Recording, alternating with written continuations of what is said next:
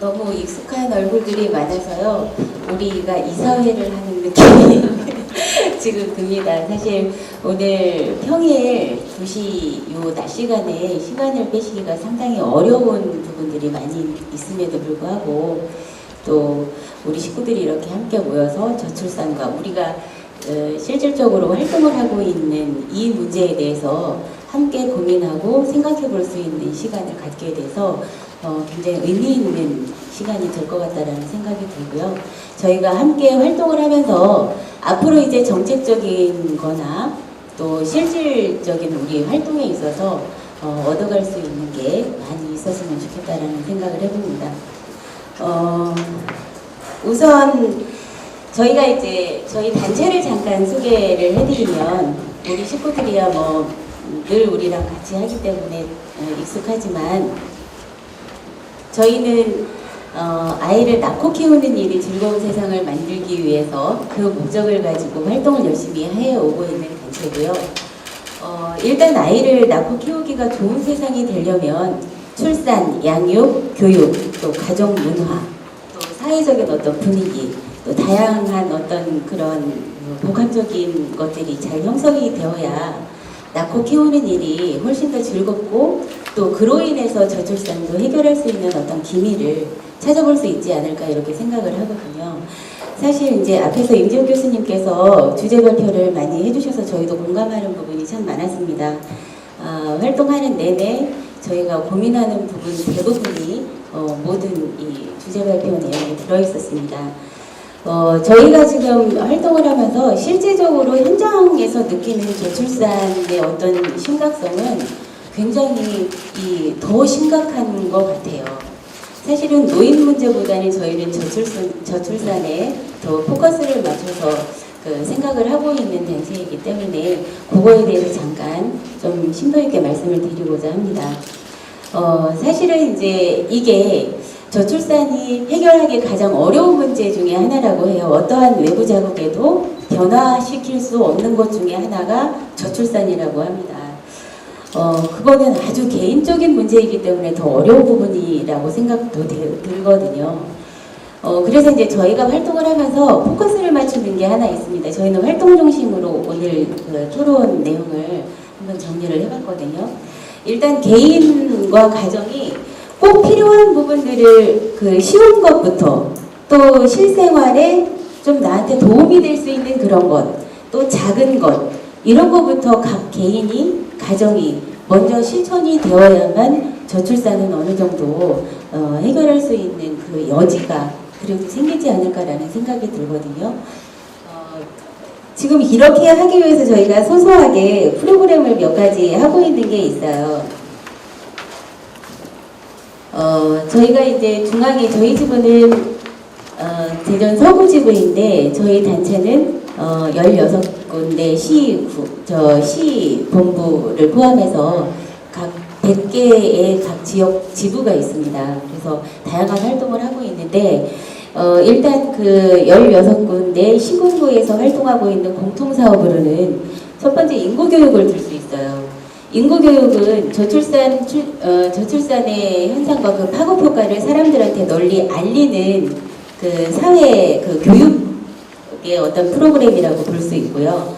아빠 능력 인증 시험이라고 하는 아빠 양육 참여를 유도하는 프로그램이 있습니다. 이건 이제 교재를 통해서 아빠들이 아이에 대해서 얼만큼 알고 있는가라는 거를 저희가 프로그램을 통해서 확인을 시켜주는 그런 내용이거든요. 상당히 반응이 좋고 작년에는 저희 대전시에서 지자체 5개구가 모두 이 프로그램을 시행을 했습니다. 아주 성과가 좋았고 또 참여하신 아빠들이 굉장히 뜻깊어하는 그런 거였어요. 몰랐던 우리 아이에 대한 어떤 그 특성이나 또 내가 우리 아이에 대해서 너무 모르고 있다라는 반성이나 뭐 이런 것들을 끌어낼 수 있었습니다. 그리고 저희 대전 서구지부 이외에 5개 지부에서 각각 특화된 사업을 하나씩 또 운영을 하고 있습니다.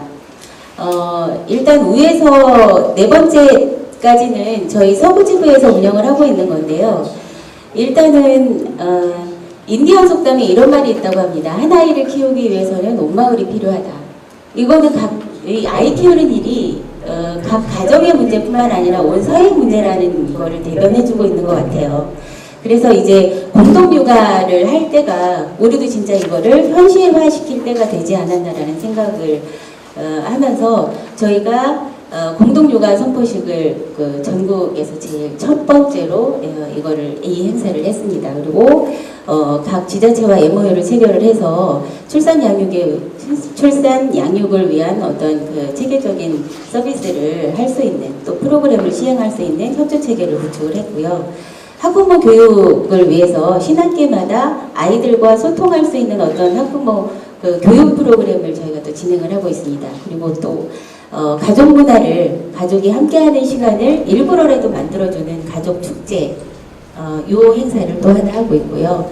또 아빠들한테 실질적으로 아이들이랑 놀아주는 방법을 통해서 아이와 함께 있는 시간이 지겹지 않은 시간을 만들어주기 위해서 아빠놀이 교실이라는 프로그램도 또 운영을 하고 있습니다. 그리고 대덕구에서는 블록데이, 또 유성구에서는 태교음악 교실 이런 식으로 각 지부마다 특화된 사업이 진행이 되고 있습니다. 저희가 요 활동을 하면서 느끼는 가장 많이 느끼는 거예요. 자주 느끼는 거고 시간이 없습니다. 가족이 함께 할 수 있는 시간이 없다는 게 가장 작으면서 또 가장 하기 쉽고 또 우리가 제일 먼저 해야 되는 일이 아닌가 싶은 생각이 들어요. 그래서 가족이 함께 할 수 있는 시간을 일부러라도 또는 규제를 통해서라도 많이 좀 만들어주는 노력이 필요하다라고 생각을 합니다. 인구가족협회가 2014년에 그 인구의 날을 맞이해서 그 설문조사를 한 게 있는데요. 여기에 우리나라 합계 출산율 1.19명인 거를 알고 계시는 분들이 46%였어요.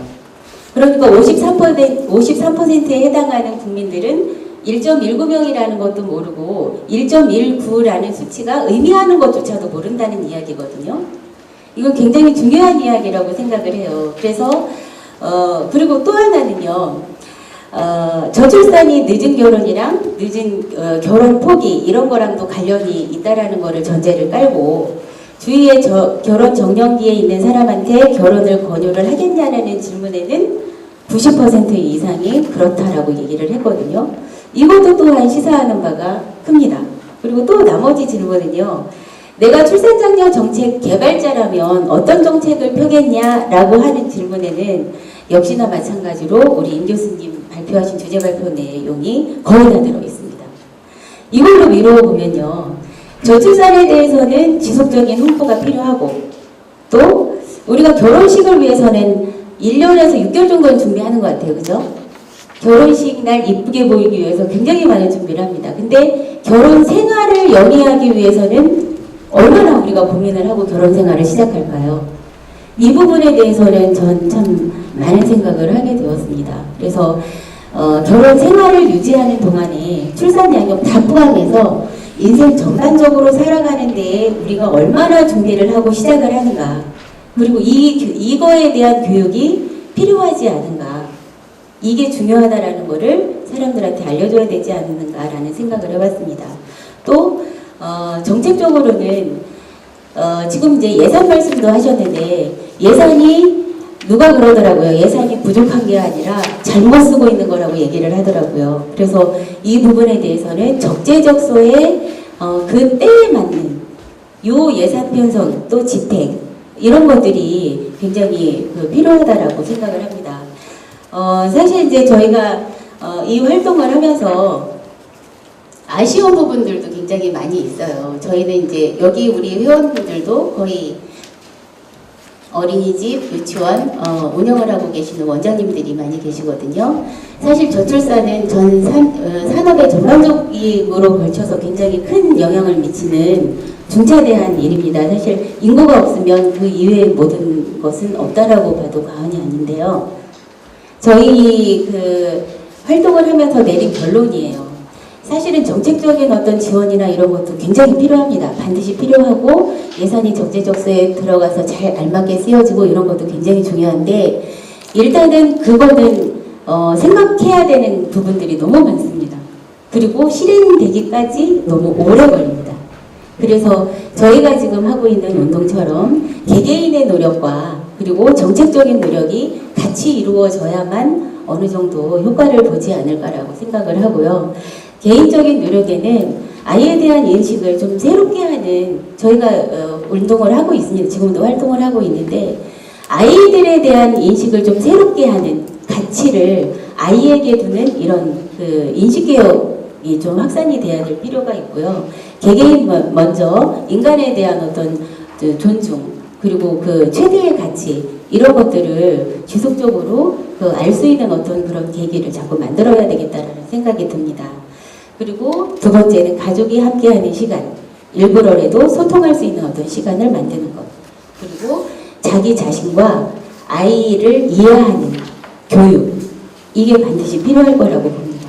그리고 정책적으로는 부모 교육을 일단 의무화시키는, 강화시켜서 의무화시키는 거를 좀 했으면 하는 바람이에요. 사실 여기 계시는 우리 회원 이사님들도 원에서 운영을 하고 계시는 분들이 많은데 앞만 좋은 프로그램을 가지고 부모 교육을 하려고 해도 안 오십니다. 이게 상당히 큰 문제예요. 아이들이 바뀌려면 부모님들이 바뀌어야 하고 아이들이 제대로 하나하나 잘 커줘야만 대한민국이 유지가 되거든요. 근데 그게 기초적인 부모 교육이 실행이 되지를 않아요. 그래서 이 부모 교육을 제대로 할 수 있도록 인센티브가 됐든 또는 페널티가 됐든 부모 교육을 강제화할 수 있는 어떤 그 규정이나 이런 것들이 필요하지 않나 이런 생각을 또 해보고요. 또 유아기부터 인구교육에 대한 그 의무화를 좀 했으면 좋겠다라는 생각을 많이 들었습니다. 사실 결혼은 연애를 해야 결혼을 하고 결혼을 해야 애를 낳고 애를 낳아야 건강한 또 사회적 자본을 생산이 되는 건데 지금은 삼포시대입니다. 연애도 못해요. 결혼도 못하고 취업도 못하고 그래서 이런 것들을 해결할 수 있으려면 지금 현재 하고 있는 것과 예방을 하기 위한 어떤 것이 필요하다라는 결론이거든요. 그래서 개인의 심리, 또 정서, 또 인성 이런 거에 대해서 예방하고 또 지금 현재 문제가 되어 있는 거에 대한 치유 이게 같이 병행이 되어야만 또 10년 후를 내다볼 수 있지 않을까라는 생각을 해봅니다. 또 유아교육 기관에 대한 예산 공평성인데요.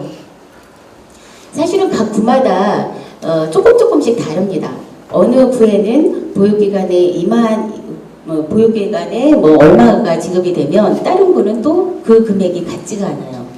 그래서 아이들은 다 똑같은데 왜 이렇게 기관마다 다르게 예산이 편성이 되어야 되는지 그래서 그런 것들을 좀 공평하게 진행이 될 수 있도록 그렇게 해줬으면 하는 바람이고요. 출산 장려금에 대한 균형도 맞춰줘야 될 필요가 있지 않나라는 생각이 들거든요. 사실은 이제 출산장려금 같은 경우는 의무가 아니고 지자체장님의 그 결단과 또 재정 상태가 큰 요인으로 꼽히고 있는데요. 지자체 간의 격차가 크다 보니까 이사를 가고 이런 경우도 생긴다라고 해요. 그러면 또 똑같이 편중되는 어떤 인구 현상이 나타나지 않을까 굉장히 우려가 되거든요. 그러면 산업 전반적으로 불균형의 발전이 이루어질 수밖에 없고 그래서 이런 것들도 굉장히 중요하다고 생각하는데 청양의 경우는 첫째 아이를 낳으면 60만 원을 준다고 해요. 그리고 다섯째를 낳으면 500만 원을 준다고 합니다. 서산 당지는 다섯째를 낳으면 1000만 원을 준대요. 근데 우리 대전은 첫째 아이를 낳으면 없어요. 둘째 아이를 낳으면 30만 원 줍니다. 셋째 아이 이상부터는 50만 원 줘요. 사실은 이게 돈이 문제는 아니지만 어쨌든 이 개인적인 노력과 정책이 같이 부합되는 어떤 그런 시너지를 낸다라고 하면 그게 조건이다라고 하면 이거는 고려해봐야 되는 문제가 아닌가라는 생각을 해봅니다. 저희 안전한 동학교운동연합 우리 식구들 함께해줘서 너무너무 감사하고요.